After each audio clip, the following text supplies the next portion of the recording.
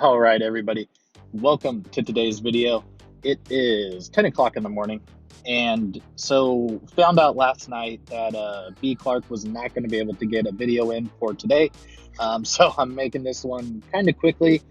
But I, the thing with Tyr Force and at least these first couple weeks is I want to really be or keep being consistent with the video uploads. So sticking with the Monday, Tuesday, Thursday, Friday schedule.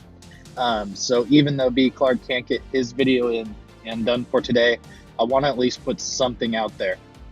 So that's what we're going to do today. We're going to have the shredded confessionals or shredded answers or whatever we decide to call it. I'm not too tied to a name or anything like that. But that's kind of where we're at today. Normally you would have seen a B. Clark video, wasn't able to do it.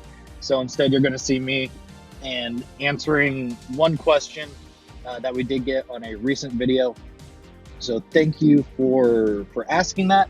And today we're going to give you an answer to the question.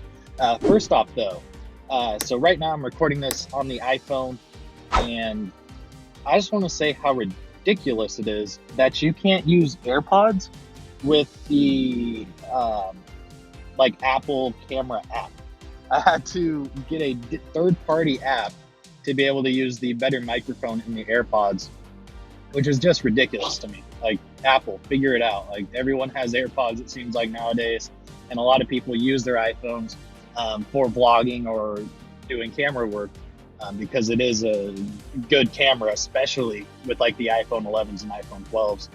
You really don't need this fancy DSLR mirrorless camera anymore to make YouTube content and vlogging, if that's what you want to do. If I've learned one thing from Gary Vee, basically it's just do it. Stop making excuses and actually just go out and do it. When people say they don't have the money to create content, well, look in your pocket. Chances are you have an iPhone or a pretty decent or good Android, Samsung Galaxy, things like that. The camera that are on these phones now are incredible. So really just start. That's all it takes. Second to that, thank you to everybody that has been subscribing to the YouTube channel. It seems every video there is a new subscriber. So thank you. That means a lot. Logging in the morning to YouTube Studio and seeing an uptick in subscribers is awesome to see. And it at least keeps the drive going for me to keep pushing out content and creating Tyr Force and continuing to build it as best as I can and as we can, including Horde Army, Koopa Troopa, and B. Clark. All right, so to the question, and I will now give you your answer. The question basically was, what are our plans when it comes to competitive Call of Duty? And this is something that when we started, we really thought we were going to get into right away, just to be real, because I think realism in this channel and our personalities is important. And I want to be as transparent and real with the viewers when it comes to things going on within the team, or just keep it real. We had a meeting on Wednesday, and I brought this up, and I don't think Captain Horde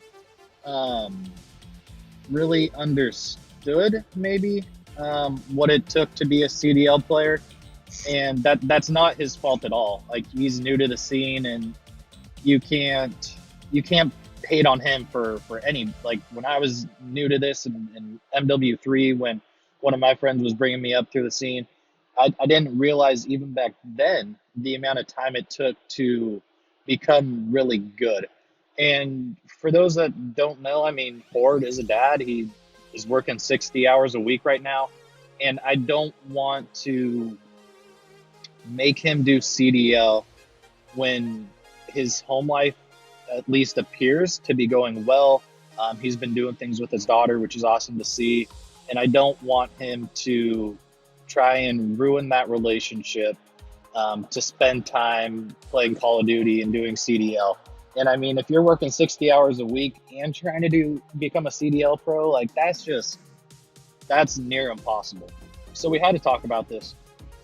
And basically we kind of came to the conclusion that we're going to kind of go the 100 Thieves route in getting a Call of Duty team. And what I mean by that is we're not going to focus on competitive COD this year. Like, we're not going to go out and really try and find a team. We're not going to actively recruit for a CDL team for this first year. And I think something that people have to remember is that we're not looking at Tyr Force as a 3-month thing, 5-6 months. We're really looking at this from a long-term perspective. We're trying to play the long game as best as we can, and waiting right now instead of rushing into it, I think is the best move for us. Unfortunately for us, we're in this sense, we aren't like 100 Thieves where we have Dan Gilbert putting in a bunch of money for us, because that's just, and none of us have Dan Gilbert money, or else we probably would already be in the league in an investment spot. So what we have to remember is we're a lot more like Optic was when they first started. They didn't have money, they didn't have investors. They really relied on content to grow, and eventually they got to the point where they're at today, having the CDL teams. Back in the day with Scump, Merc, Big Timer, Nadeshot, and those guys, they built content, and eventually Optic got to the point where they had enough money to just buy the best players, and that's the team that you saw, that CDL, or no, the Call of Duty Dynasty, which Optic became when it was Formal, Scump, Crim, and Karma. So right now, if there are some kids that want to play for us, but knowing, like, if they want to play for us and knowing that we will not be able to back them financially, then yes, like, we'll take them on for sure, and they'll have our full support in other ways. But when it comes to a financial standpoint right now, we just don't have the means to really get into CDL. So that's kind of where Tyr Force is at right now. We're not actively going out recruiting and trying to find a CDL team, as much as it hurts. We're just not in the spot to do that right now. Someday, I definitely hope we can. I mean, Call of Duty is the esport that I came up in and grew my interest in esports, eventually leading to League of Legends, a little bit of Counter-Strike, a little bit of Overwatch, and then Fortnite. I obviously watched that for esports. But yeah, right now, CDL is not in our current plans. We definitely will have some game battles clips, and possibly once CDL starts back up, I might start up my coaching series again, just doing maybe 2 episodes a month. But other than that, if you're a team of 4 looking for an org, understanding that you will not be financially backed, hit us up and we can talk for sure. But yeah, we're just not recruiting CDL right now. We're going to be sticking with Warzone, easier entry point, and we have the means to do Warzone right now, where we don't too much have the means for CDL.